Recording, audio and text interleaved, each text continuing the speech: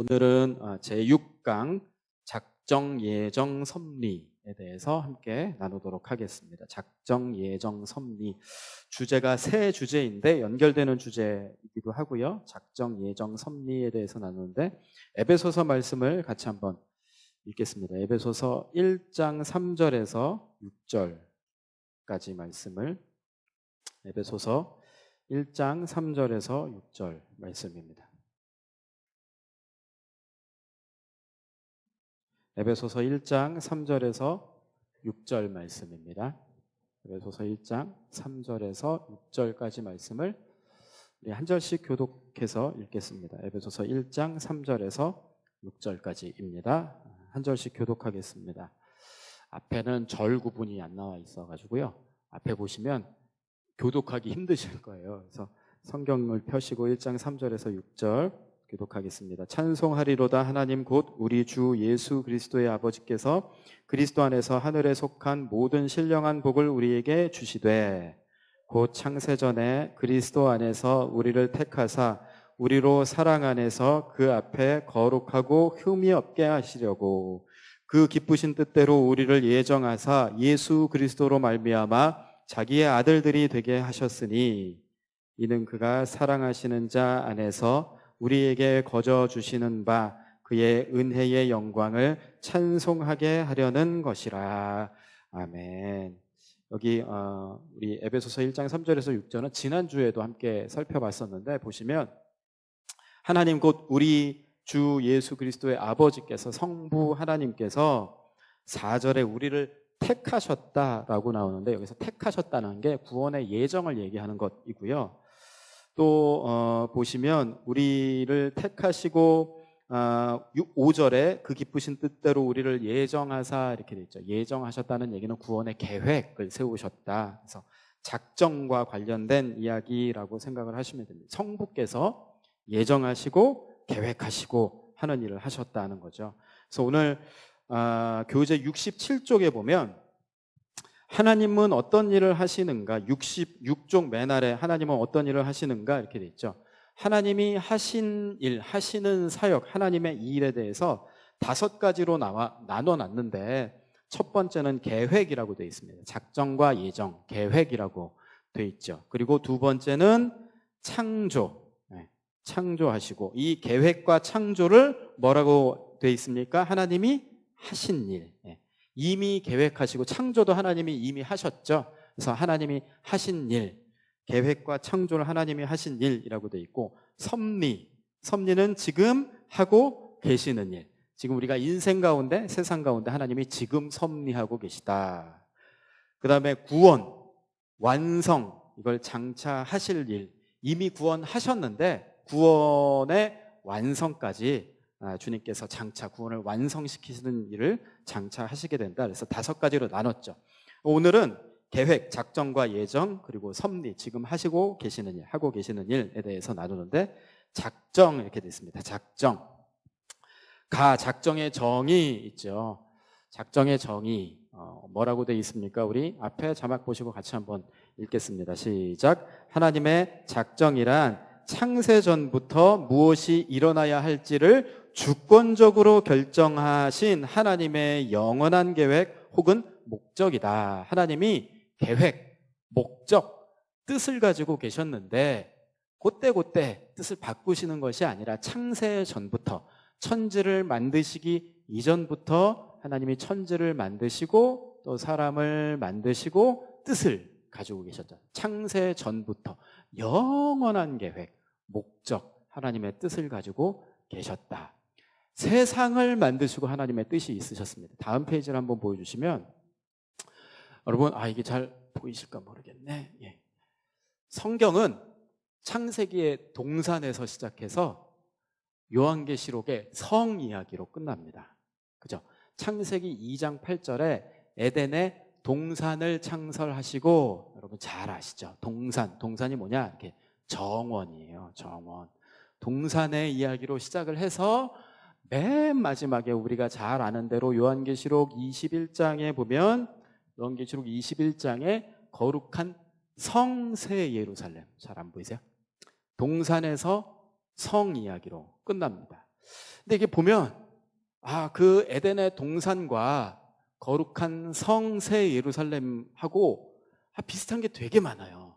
그래서 창세기 2장 9절 10절에 그 동산에 있었던 것에 대해서 얘기를 하는데 9절 10절 한번 여기 자막 보시고 동산 가운데에는 같이 한번 읽어볼까요? 같이 읽습니다. 시작. 동산 가운데에는 생명나무와 강이 에덴에서 흘러나와 동산을 적시고, 에덴 동산에 뭐가 있었습니까? 생명나무가 있고 또 강이 있었대요.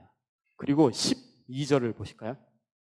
12절 그 아래쪽에 그 땅의 금은, 같이 읽습니다. 시작. 그 땅의 금은 순금이요 그곳에는 베델리엄과 호마노도 있으며, 생명나무가 있고 강이 있었고 또 금이 있었고, 베델리엄은 진주입니다. 진주도 있었고, 호마노는 보석 이름인데 뭔지 잘 모르겠어요. 아무튼 호마노라는 보석도 있었고, 생명나무, 강, 금 이렇게 이제 동산에 있었죠.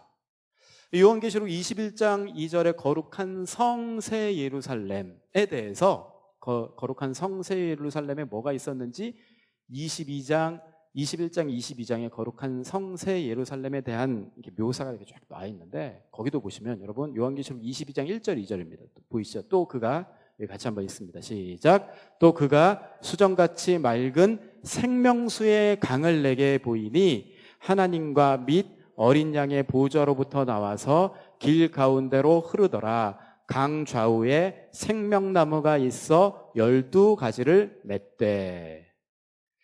보시면 에덴 동산에도 생명나무와 강이 있었고, 거룩한 성새 예루살렘에도 생명수의 강과 생명나무가 있습니다. 그리고 21장 18절에서 21절은 다 이렇게 쭉 무슨 얘기냐면 보석 얘기가 나오는데, 특별히 18절을 보시면 그 성곽은 벽옥으로 쌓였고 그 성은 정금인데, 순금이란 얘기죠. 정금인데, 또 21절에 그 12문은 12진주니 정금 진주, 순금 진주 이렇게 나와 있습니다. 그러니까 에덴 동산하고 거룩한 성새 예루살렘하고 되게 많이 닮아 있어요. 거기가 거긴 것 같아요, 보니까. 그런데 처음에는 뭐였는데? 동산이었는데 나중에는 뭐가 됐습니까? 성이 됐습니다. 도시가 된 거예요. 에덴 동산이 거룩한 성새 예루살렘이, 동산이 성이 됐다. 이게 이제 역사의 마지막이 성으로 마치는데, 이건 하나님이 처음부터 계획하신 걸까요? 아니면 천지를 창조하시면서 에덴 동산을 만드시면서 요거를 하나님께서 거룩한 성 예루살렘으로 계획을 처음부터 하셨을까요? 아니면 하다 보니까 그래야 되겠다라고 생각하셔서 나중에 계획하신 걸까요? 처음부터 계획을 하셨죠. 근데 그 에덴 동산에 사람을 거기 두셨습니다. 그죠? 2장 8절에 에덴의 동산을 창설하시고 그 지으신 사람을 거기 두시냐. 왜 거기다 두셨을까요? 성으로 이렇게 되어 가잖아요. 성으로 만들어 가는 일에 하나님이 그냥 이렇게 에덴을 그대로 유지하라고 하신 게 아닌 것 같아요. 왜냐하면 여러분, 동산에 하나님이 아담을 두시고 생육하고 번성하라고 했거든요. 여러분, 애들 많아지면 유지가 됩니까? 안 됩니까? 절대 안 되죠. 애들 많아지면 유지가 안 됩니다. 유지하고 싶으셨으면, 동산 그대로 유지하고 싶으셨으면 생육하고 번성하라고 안 하셨겠죠. 네, 생육하고 번성하고 다스리고 하면서 그 동산을 성으로 이렇게 하나님의 뜻에 맞게 만들어가고 이루어가도록, 지어가도록 하나님이 사람을 거기다 두신 것 같아요. 사람이 그 일을 해야 되는데, 아니 너무 잘 만드신, 보시기에 심이 좋았더라 라고 하셨던 그 하나님의 작품을 사람에게 맡기셨어요. 네가 잘 성으로 나와 같이 만들어가 보자, 이렇게 맡기셨어요. 하나님이 걸작으로 만드신 그 작품을 우리에게 맡기셨어요. 어떤 느낌이 드세요? 일단은 영광이죠. 하나님의 작품을 나에게 맡겨주시나 영광이죠. 근데 두 번째는 잘할 수 있을까? 모험입니다. 모험. 사람이 잘했어요? 못했어요? 망쳐버렸죠. 그래서 엉망 만들어버렸습니다. 그러면 다 제가 보면서 무슨 생각이, 다음 그림 한번 보여주실래요? 이게요, 맨 왼쪽에 있는 게 스페인에 있는 어떤 성당의 유명한 그림이래요. 명화인데 이렇게 화가가 프레스코아라고 벽에다 이제 그리는 그림을 프레스코아라고 하는데 벽에다 이렇게 그림을 그렸는데 성당에 습기가 차가지고 가운데 그림처럼 좀 벗겨진 거예요. 근데 맨 마지막 그림이 뭔 줄 아세요? 어떤 할머니가 마음이 너무 안타까운 거죠. 우리 예수님 얼굴 벗겨졌네. 그래갖고 자기가 칠하겠다고 칠해서 적골이 됐대요. 복원하겠다고. 잘했습니까? 망친 거죠. 마음은 좋은데 실력이 없는 거예요. 이런 생각이 들어요. 하나님이 에덴 동산 이렇게 쫙 하시고 우리에게 맡겨주셨는데 우리는 어떻게 했습니까? 망가뜨려 놓은 것 있죠. 하나님의 뜻이 그것이었습니다. 에덴 동산이, 보시기에 심히 좋았던 에덴 동산이 거룩한 성 예루살렘으로 완성되어져 가는, 지어져 가도록 하는 게 하나님의 뜻이었는데 하나님의 뜻을 사람이 망가뜨렸어요. 하나님은 어떠셨을까요? 야, 이 큰일 났다. 이거 어떡하냐? 내가 이렇게 될 줄 꿈에도, 나 생각도 못했네. 그러셨을까요? 하나님 아셨겠죠. 그죠? 하나님 아셨고. 야, 이거 다시 못 고치겠다. 야, 버리자, 이거. 새로 만들자. 그러셨습니까? 그러시지 않았죠. 하나님의 뜻이 포기됐을까요? 포기되지 않았습니다. 인간이 하나님의 뜻을 망쳤는데 하나님은 포기하지 않고 저렇게 다 망가졌음에도 불구하고 하나님이 이 세상을 만드신 하나님의 뜻을 계속 이루어 가십니다. 그래서 그 하나님의 지혜로 하나님의 뜻을 이루어 가시는 그 하나님의 일을 작정이라고 합니다. 그래서 하나님의 작정에 대해서 뭐라고 얘기를 하느냐. 작정의 특성 이게 됐죠. 1. 작정은 무엇에 근거를 둔다? 하나님의 지혜에 근거를 둔다. 지혜로운 하나님은 아셨죠. 사람에게 맡겼을 때 사람이 이렇게 망가뜨릴 것까지도 다 아시고 그 크신 지혜로 작정을 하셨다. 하나님의 지혜에 근거를 둔다. 이 작정의 특성들 2번 같이 한번 읽겠습니다. 같이 읽습니다. 시작. 작정은 영원 전에 이루어져 그 효과가 역사 속에서 지속적으로 이어진다. 하나님이 작정하셨다가 작정을 포기하고 버리고 이번에는 틀렸다, 망쳤다 하고 그냥 버리는 것이 아니라 영원 전에 작정하셨던 것을 세상 가운데 세상뿐만 아니라 우리를 구원하시는 그 작정, 우리 인생 가운데 하나님의 작정을 지속적으로 무슨 일이 있어도 이어가신다고 할 수 있습니다.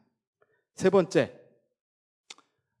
작정의 특성 세 번째 같이 읽겠습니다. 작정은 반드시 뭐 된다? 성취된다.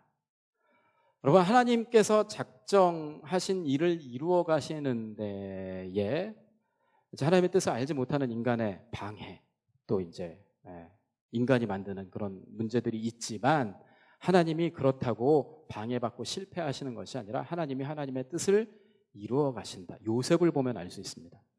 창세기 37장 23절 24절은 형들이 요셉에게 한 일이 기록되어 있죠. 같이 한번 읽어보겠습니다. 요셉이 형들에게 시작. 요셉이 형들에게 이르매 그의 형들이 요셉의 옷 곧 그가 입은 채색 옷을 벗기고 그를 잡아 구덩이에 던지니 그 구덩이는 빈 것이라 그 속에 물이 없었더라. 형들이 왜 요셉을 구덩이에 던졌습니까? 미운 거죠. 자기한테 막 절하고 그런다니까 미워가지고 옷을 벗기고 구덩이에 던졌습니다. 왜 던졌을까요? 의도가 뭘까요? 구덩이에 던진 건 죽이려고 그랬던 거죠. 근데 여러분 잘 보시면요, 그 속에 물이 없었더라 이렇게 돼 있어요. 물이 있었으면 어떻게 됐을까요? 죽었죠. 근데 물이 없었던 것도 은혜이죠. 하나님의 섭리인 거죠.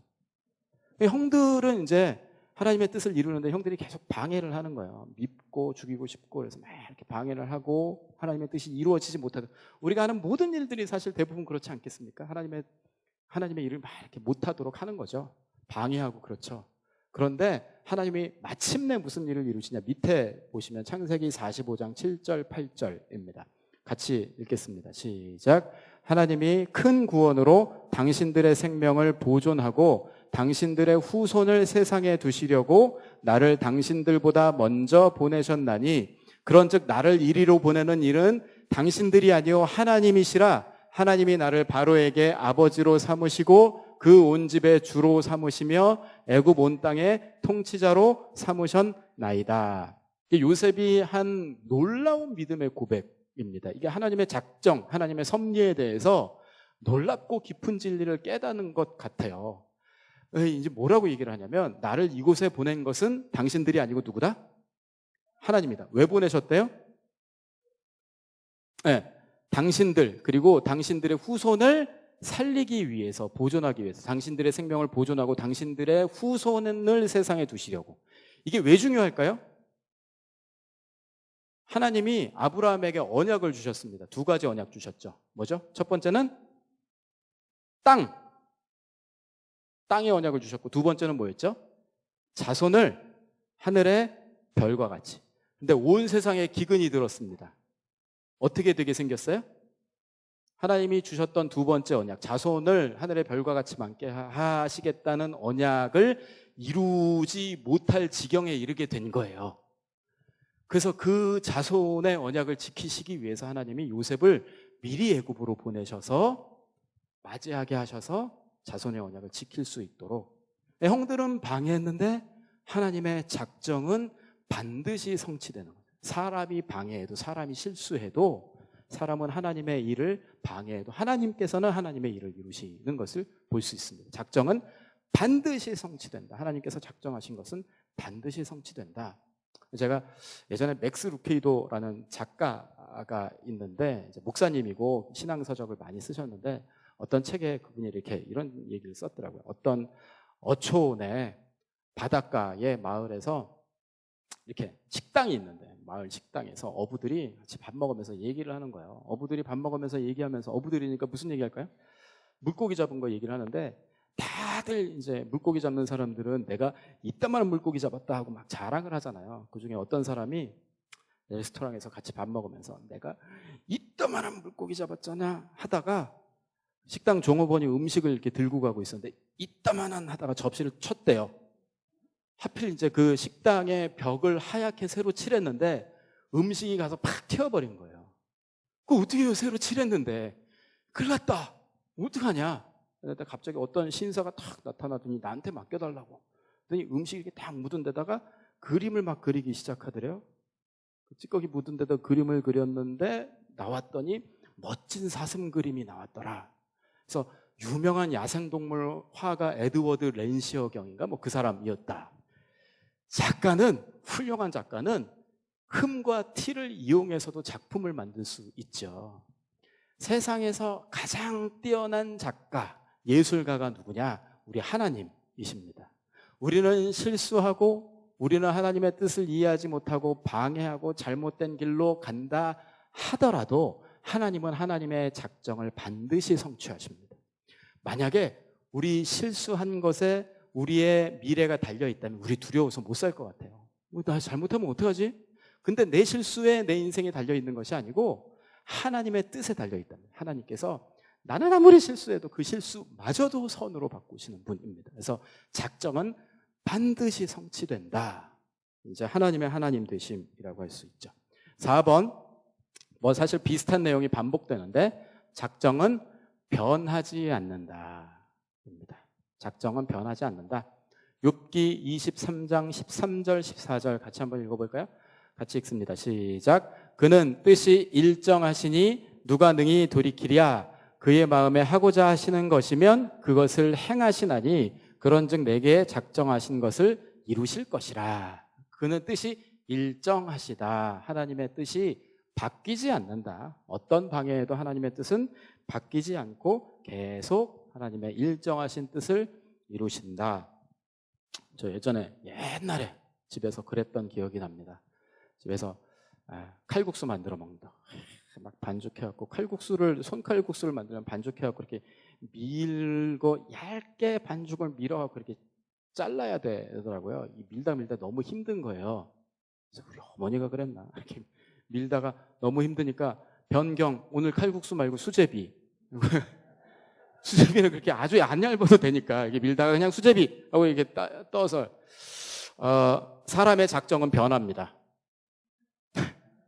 사람은요, 호랑이 작정했다가 나중에 뭐 나오죠? 고양이 나오죠. 근데 하나님은 그렇지 않다는 거예요. 하나님은 하나님의 작정을 변치 않고 이루어 가신다. 이게 우리가 믿는 하나님이십니다. 변치 않는 작정을 이루시는, 반드시 성취하시는 하나님, 우리가 그 하나님을 믿고 있습니다. 5번 보겠습니다. 작정의 성격. 같이 읽습니다. 작정의 성취를 시작. 작정의 성취를 위한 누구 혹은 무엇의 도움을 전혀 필요로 하지 않는다. 하나님이 힘이 없어, 누가 나 좀 도와줄래? 하지 않는다는 거죠. 여러분, 우리가 이제 그 하나님 섬기면서 사역하고 그렇잖아요. 시키신 일 하는 게 사역이잖아요. 우리가 사역 안 하면 하나님이 하나님 일 못 하실까요? 혼자 하실 수 있는데 왜 서로 피곤하게 우리를 꼭 시키십니까? 예전에는 정말 믿음이 없고 어릴 때는 그런 생각 하잖아요. 내가 하나님 일 해드리는 것처럼. 그럼 하나님 협박하죠. 하나님 나 이거 안 해주시면 나도 안 해요. 이게 협박합니다. 이제 우리가 없으면 안 될 것처럼 생각하는데, 다음 그림 한번 보여주시죠. 이게, 저 아이는요, 저 머리통 큰 아이는 3년 전에 저희 3호입니다. 설거지를 같이 했어요. 지금은 거의 못하는데, 이제 어쩌다 가끔 설거지하면, 지금보다 더 어릴 때 학교도 들어가기 전에 빵학년 때 자기가 같이 설거지를 한대요. 저는 같이 해요. 하면은 제가 저 머리통 큰 애가 제가 설거지 하는데 큰 도움이 될까요? 시간이 짧아질까요? 오히려 더 힘듭니다. 시간도 더 길어지고 물 낭비도 더 많고. 저는 같이 할까요? 안 할까요? 같이 했으니까 사진이 찍혔겠죠? 왜 할까요? 네, 같이 하는 게 좋은 거예요. 같이 하면 좋더라고요. 그래서 하나님의 일을 우리가 사실은 도움 안 되죠. 우리는 방해될 뿐입니다. 우리는 7살 아이보다 사실은 하나님의 일하심에 있어서 7살 아이보다 더 못하잖아요. 우리가 하나님은 다 실수뿐이고 상처 주고 문제를 만들고 막 이렇죠. 이렇게 살아감에도 불구하고 하나님이 우리를 시켜주세요. 같이 하자. 왜 그러실까요? 사랑해서 같이 하자고. 그렇게 일하면서 하나님께서 시켜주신 사역을 감당하면서 우리가 하나님을 알아가더라고요. 하나님 이런 분이구나. 하나님의 일하심을 보고, 난 이거밖에 안 했는데 하나님이 더 큰 일들을, 능력을 베푸시는 것을 보고, 하나님 이런 분이구나. 하나님과 친밀해지고 하나님을 배워갈 수 있는 자리로 우리를 불러주십니다. 그래서 하나님이 우리 없어서 못하시는 게 아닙니다. 하나님의 어떤 도움이 필요하지 않습니다. 하나님은 돌들을 불러서도 찬양케 하실 수 있는 분이기 때문에 아무런 도움이 필요 없으나 우리를 사랑하셔서 함께 하자고 우리를 부르시는 거죠. 그래서 주님이 우리에게 사역을 주실 때 여러분 어떻게 하셔야 돼요? 신나 하셔야 돼요. 회장님들 올해 어떠셨습니까? 걸렸네요. 순서네. 이러셨어요? 신나 하셔야 됩니다. 하나님 나를 시켜주시는구나. 감사합니다. 사역을 맡겨주실 때 그런 마음이 되시길 바랍니다. 아멘. 아멘이 잘 안 나오는 것 같기도 하고 그렇습니다. 하나님이 누군가의 도움이 필요치 않지만 사람과 함께 하나님의 작정을 이루어 가십니다. 6번 보겠습니다. 같이 읽습니다. 시작. 작정은 인간의 선악간의 모든 행위 및 그 밖의 모든 것을 포함한다. 하나님의 작정은 그냥 큰 것만 하는 것이 아니고 인간의 모든 행위와 모든 것을 포함한다. 7번입니다. 7번도 같이 읽습니다. 시작.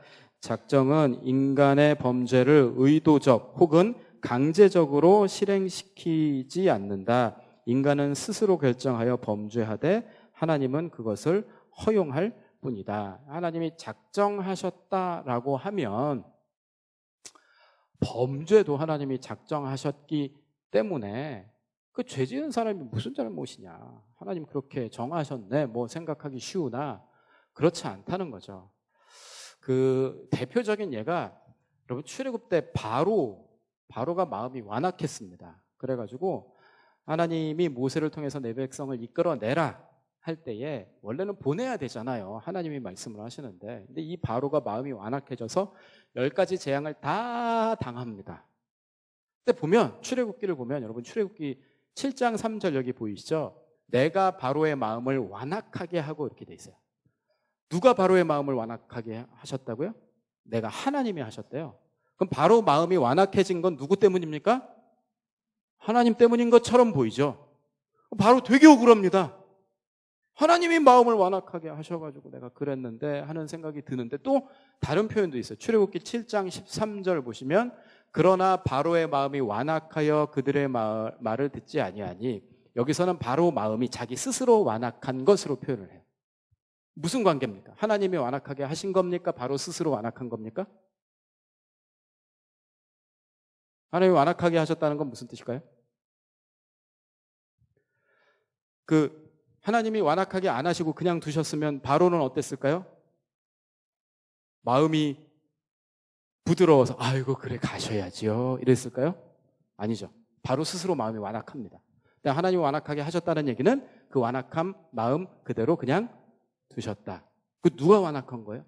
자기가 완악한 거죠. 스스로가 완악했는데 그래서 범죄하다 하나님은 그것을 허용할 뿐이다. 범죄로 나아가는 자를 그냥 두시는 거예요. 내가 범죄하겠다는데 내가 마음 안 바꾸겠다는데 내가 하나님 등지겠다는데 그럼 하나님 그냥 두시는 거예요. 그걸 이제 이렇게 표현을 하고 있죠. 그래서 의도적으로 하나님이 의도적으로 바로로 하여금 완악하게 만드셨다 이게 아니고 스스로 범죄했다는 것이죠. 작정의 목적, 다 작정의 목적 이렇게 되어 있습니다. 하나님께서 완전하고 오류 없는 전포괄적인 계획을 세우시는 이유는 자신의 영광을 위해서이다. 모든 피조물들은 주의 영광을 위해 살 때만이 자신의 정체성과 삶의 의미를 갖게 되며 하나님께서는 만물을 통하여 영광과 존귀와 찬양을 받으시기를 기뻐하신다. 하나님의 영광을 위해서, 하나님의 나라의 완성을 위해서 이렇게 작정하셨다는 것입니다. 작정교리가 이제 우리 인간의 마음에 불편한 마음을 주는 거예요. 그래서 여기 보면 작정교리에 대한 반론이 나오죠. 반론. 첫 번째, 작정교리는 인간의 자유의지와 모순된다. 하나님이 작정하신 대로 되는 거면 우리는 뭐 선택할 여지, 의지가 없는 것 아니냐, 자유의지가 없는 것 아니냐, 그렇지가 않다는 거죠. 인간은 자유하게 선과 악의 결정을 자유롭게 합니다. 하나님이 자유의지를 주셨죠. 그냥 결정된 대로 하는 게 아니고 결정론과 작정은 다릅니다. 결정은 사람을 로봇처럼 생각을 하는 거예요. 프로그램된 대로 나는 죄 짓도록 돼 있으니까 죄 이렇게 하는 게 아니고 하나님이 인간에게 선택할 수 있는 자유의지를 주셨는데 인간이 악을 선택했다. 두 가지가 잘 이렇게 같이 있는 걸 우리는 이해를 못하는데 작정은 결정됐다는 것은 아니죠. 인간에게 자유의지가 있습니다. 반론 두 번째 뭐라고 돼 있냐? 작정교리는 인간의 구원 노력에 대해 모순된다고 주장한다. 이게 이제 그런 뜻이에요. 하나님 구원하시기로 작정하신 사람이 구원받는 거면 뭐 구원을 위해서 애쓰고 안 해도 되겠네. 그렇지 않다는 거죠. 그건 마저도 노력할 수 있도록 하나님이 작정하셨다는 것이죠.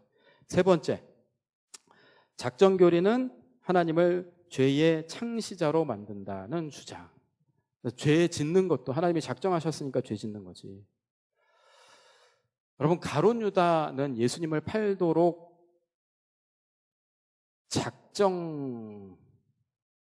결정돼 있었습니까? 보면 그렇게 얘기해요. 가룟 유다는 희생자다.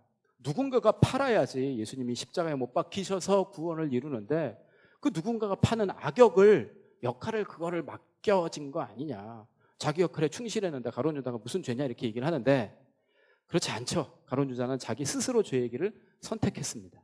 그래서 최후의 만찬할 때 예수님 뭐라 그러세요? 나와 같이 그릇에 손을 넣은 그 이가 나를 팔자다. 그 무슨 얘기예요? 너는 팔게 돼 있어 이런 뜻일까요? 돌이키라는 뜻이죠. 돌이키라는 뜻인데 끝까지 돌이키지 않고 예수님을 파는 죄의 길로 스스로 갔습니다. 목줄 끌어다가 하지 않으십니다.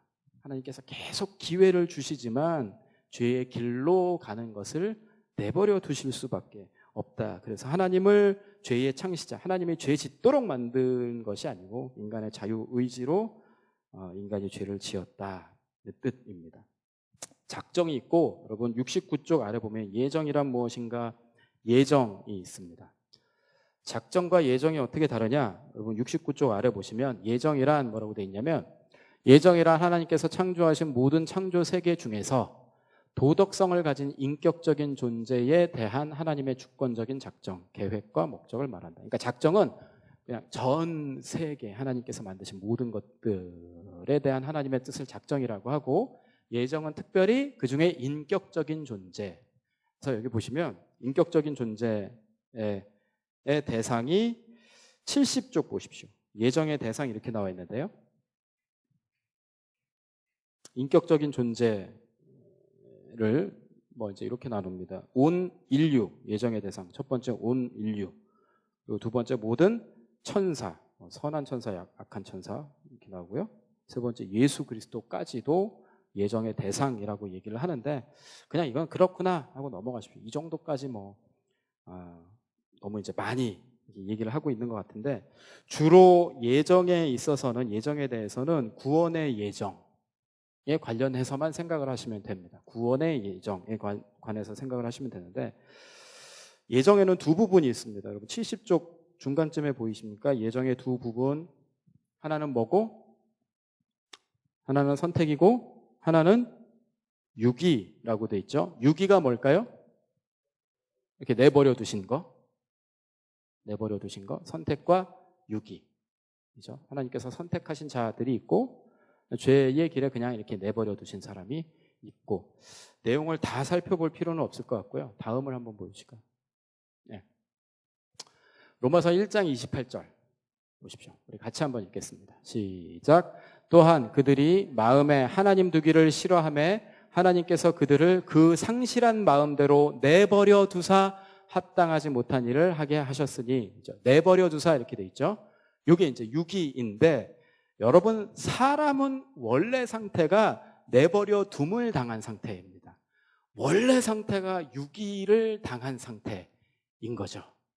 원래 이렇게 내버려 두신 게. 왜 그러냐면 그들이 마음에 하나님 두기를 싫어했기 때문에. 사람이 먼저 하나님을 버렸고, 누가 먼저 버렸냐? 하나님이 우리를 먼저 버린 게 아니고, 여기 보시면 우리가 하나님을 먼저 버렸어요. 하나님을 등지고 우리가 먼저 하나님을 버렸기 때문에 하나님이 그냥 그 모습 그대로 내버려 두셨대요. 우리가 원래 상태가 내버려 둠을 당한 상황인데, 내버려 두신 것이 마땅한 상태인데, 마땅한 존재들인데, 주님께서 그 중에 선택하셨습니다. 그 중에 선택하셨어요. 그래서 갈라디아서 1장 15절 16절은 바울이 고백을 하죠. 갈라디아서 1장 15절 16절. 그러나, 여기 같이 한번 읽습니다. 시작. 그러나 내 어머니의 태로부터 나를 택정하시고 그의 은혜로 나를 부르신 이가 그의 아들을 이방에 전하기 위하여 그를 내 속에 나타내시기를 기뻐하셨을 때에 내가 곧 혈육과 의논하지 아니하고, 이제 자기 고백을 하고 있는데요. 바울이 언제 예수님 만났죠? 어디서? 다메섹으로 가는 길에서 예수님 만났죠. 우리는 잘 처음에 모를 때는, 내가 그때 하나님이 날 만나 주셨구나, 그때 구원받았구나, 이렇게 생각을 하는데, 여러분 이렇게 믿음 생활 계속 하시면서 뭐가 느껴지세요? 어쩌다가 그날 내가 거기서 그 사람 만나서 어쩌다가 우연히 교회 나와서 믿음을 갖게 되고 구원을 받게 된 게 생각하면 할수록 아니더라고요. 이상하게 아니더라고요. 우연히 그렇게 된 게 아니고, 가만 생각해 보니까 그 이전부터 하나님이 나를 인도해 오셨고, 그리고 바울이 고백하죠. 내가 어머니 태로부터 나를 택정하셨구나. 내가 구원받아야 된다라는 사실도 모를 때부터 나를 이미 정하시고 나를 인도해 오셔서 주님이 나를 만나 주셨구나. 그렇게 깨닫게 되더라고요. 그래서 예정의 교리는 구원받은 사람이 고백하는 교리입니다. 나는 내가 믿은 줄 알았는데, 내가 예수님 필요해서 찾아서 믿은 줄 알았는데, 생각해보니 내가 예수님 찾은 게 아니고 주님이 나를 예정하셔서 나를 불러주시고 만나주셨군요. 그러니까 어떻게 고백을 해요? 그러면 내가 예수님 믿게 된 것도 내 공로가 아니네요. 내가 예수님 붙잡은 것도 아, 그것도 은혜였군요 라고 고백하는 거죠. 그게 예정이에요. 예전에 그 예정론을 잘못 이해해서 어떻게 얘기했냐면, 어떤 선교사가 복음을 듣지 못한 나라로 이렇게 복음 전하기 위해서 갔는데, 그 예정론을 잘못 이해한 어떤 사람들이, 교회 어른들이 어떻게 얘기했느냐, 젊은이 너무 그렇게 애쓰지 말게, 하나님이 예정하셨으면 그분이 알아서 할 걸세. 맞는 얘기입니까? 말도 안 되는 얘기죠. 그건 예정을 잘못 이해했습니다. 구원을 예정하셨는지 안 하셨는지 우리는 몰라요. 우리는 복음 전할 책임이 있습니다. 전해야 합니다. 믿게 된 사람이 고백하는 거예요. 아, 내가 믿은 줄 알았는데 그건 마저도 하나님이 예정하시고 나를 택하셔서 구원 얻게 하셨군요 라고 이제 믿게 된 사람이 하나님의 은혜를 고백하면서 했던 고백입니다. 흔히 이렇게 우리가 뭔가 선택받으면 착각하는 게 뭐냐면, 내가 뭔가 그래도 남들보다 나은 게 있다고 착각을 하기 쉽습니다. 하나님이 우리를 구원하셨다 하면 불신자를 보면서 살짝 깔아보는 그런 마음이 생기기 쉬워요. 그러셨던 적 혹시 없으세요? 저 구원 못 받은 지옥 갈 백성들 같으니라고, 마귀 새끼들, 저 이런 생각이 듭니다. 내가 뭔가 난 것처럼 생각을 하거든요. 나한테 뭔가 그래도 하나님이 이뻐하실 만한 구석이 있는 것처럼 착각하죠. 사실입니까? 사실이 아니에요. 명확하게 얘기하는 것이 다음 구절 보시면, 이거는 하나님이 이스라엘을 선택하신 것에 대한 말씀인데, 우리를 택하셔서 구원하신 것도 마찬가지입니다. 신명기인데 밑에 구절이 잘못 나와 있는데요. 같이 한번 읽어보겠습니다. 여호와께서, 시작. 여호와께서 너희를 기뻐하시고 너희를 택하심은, 하나님께서 너희를 택하심은 계속 있습니다. 너희가 다른 민족보다 수요가 많기 때문이 아니니라. 너희는 오히려 모든 민족 중에 가장 적으니라. 여호와께서 다만 너희를 사랑하심으로 말미암아, 또는 너희 조상들에게 하신 맹세를 지키려 하심으로 말미암아 자기의 권능의 손으로 너희를 인도하여 내시되, 너희를 그 종되었던 집에서 애굽 왕 바로의 손에서 속량하셨나니, 이렇게 되어 있습니다. 하나님이 이스라엘 선택하신 것에 대해서, 내가 너희를 택한 것은 너희가 수요 많기 때문이 아니다, 잘나서가 아니다, 너희한테는 선택받을 만한 뭔가 좋은 구석이, 장점이 사실은 하나도 없다.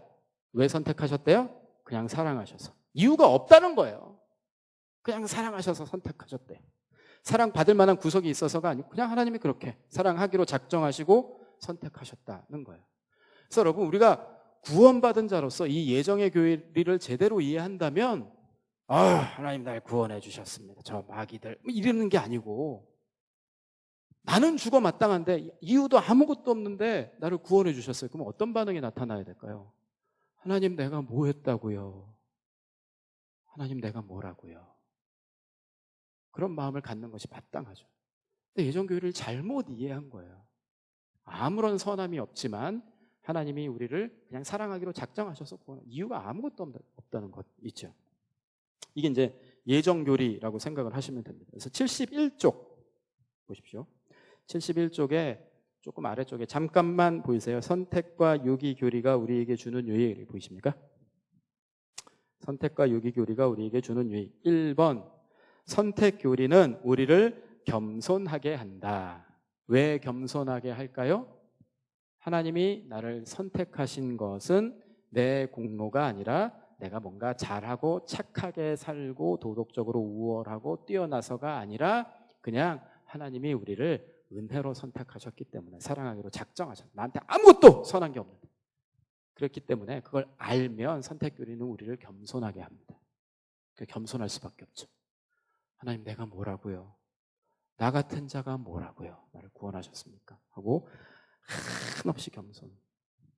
믿는 사람들은 겸손할 수밖에 없는 사람들. 내가 뭐라고 구원받았는데 겸손할 수밖에 없죠. 우리를 겸손하게 한다. 2번 읽겠습니다. 시작. 선택교리는 하나님의 은혜를 깨닫게 하고 감사하게 한다. 이제 연결되는 이야기입니다. 내가 나된 것, 내가 구원받은 것은 오로지 하나님의 은혜다. 여러분, 은혜가 뭐라고요? 받을 자격이 없는 자에게 조건 없이, 값없이 주는 큰 선물. 자격이 없는데 조건 없이, 아무런 조건 없이, 너 이거 하면 줄게도 아니고 그냥 아무런 조건 없이 선물을 큰 걸 주셨어요. 구원이 그렇구나. 나는 자격이 없는데 큰 선물 받았구나. 은혜를 깨닫고 감사하게, 하나님 감사합니다 하고 감사하게 만든다는 것입니다.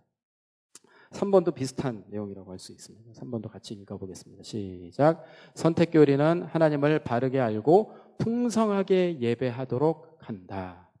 내가 그렇게 구원받은 것을 깨닫는다면 우리가 하나님 앞에 예배할 때에 예배의 태도가 달라질 수밖에 없죠. 풍성하게 예배하게 된다는 것이죠.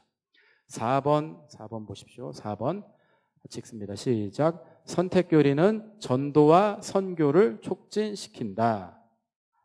젊은이 너무 애쓰지 말게, 하나님이 알아서 구원하실 것이다. 이거는 오해한 겁니다. 우리의 책임은 전하는 것이죠. 전도와 선교를 애쓰는 것이 제대로 이해한 사람이라고 할 수 있습니다. 5번 선택교리는 읽습니다. 시작. 선택교리는 구원의 확신을 갖고 담대하게 살아가도록 한다. 선택교리가 우리에게 구원의 확신을 주는 이유가 뭘까요? 왜 담대해질까요? 만약에 예수님을 믿게 된 것이 내 선택이라면, 내가 선택해서 믿었다면 어떻게 할 수 있습니까? 내가 선택해서 믿음을 버릴 수도 있다고 생각을 하겠죠. 근데 여러분, 여러분의 그 수준으로 믿음을 끝까지 유지할 자신이 있으세요? 저는 없어요. 근데 저는 내일 아침에 눈 떠도 제가 예수쟁이일 것을 믿습니다. 왜요? 제가 믿음 좋아서요? 아니요. 하나님이 붙잡고 계시기 때문에. 그래서 구원의 확신을 갖고 담대하게 살아. 아니면 여러분, 우리 수준에, 우리 실력에, 우리 믿음의 실력에 달려있다면 얼마나 불안하겠습니까? 저는 제 믿음 지킬 자신이 없습니다. 어떻게 지키겠어요? 근데 하나님이 선택하셔서 붙잡고 계시다. 하나님이 예정하셨다. 그 이제 하나님이 나를 선택하셨다. 그 하나님께 달려있기 때문에 우리가 구원의 확신을 갖고 담대할 수 있는 것이죠. 6번 선택교리는 같이 읽습니다. 시작. 선택교리는 능력 있는 기도를 하게 해준다. 선택교리와 기도가 능력이 있어지는 것은 또 무슨 관계가 있을까요?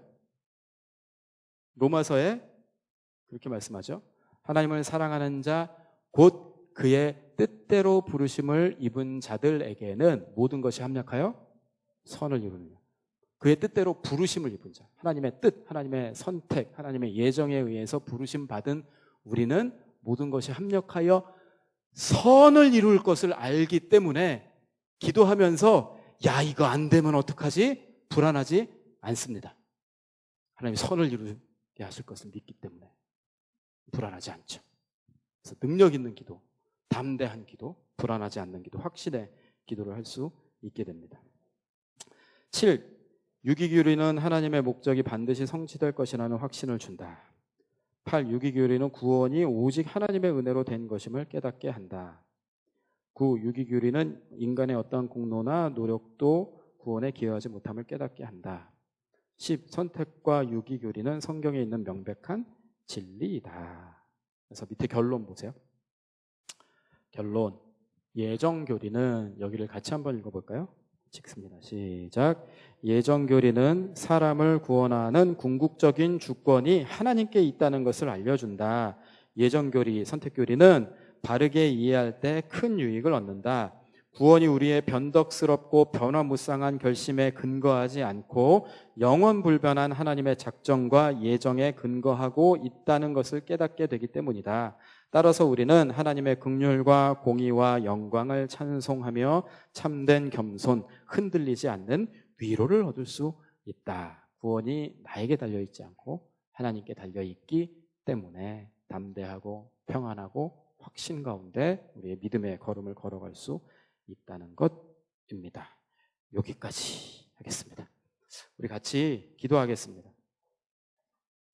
하나님의 뜻은 우리의 실수에도 불구하고 이루어집니다. 하나님의 뜻은 포기되지 않고 하나님이 역사 가운데 거룩한 성 예루살렘을 만드시기로 작정하셨던 그 일을 이루어 가시고, 우리 삶 가운데 하나님께서 계획하셨던 그 작정을 이루어 가시고, 우리를 구원하신 그 계획도 모든 것이 합력하여 선을 이루게 영화롭게 만드신다는 그 계획이 이루어지고 있음을 우리가 믿음의 눈을 들어서 다시 한번 바라볼 수 있도록, 확신할 수 있도록, 그래서 내 상황 때문에, 내 조건 때문에, 내 연약함 때문에 실패하고 넘어지지 않는다는 것을 확신할 수 있는 이유는 하나님 때문입니다. 하나님을 신뢰합니다.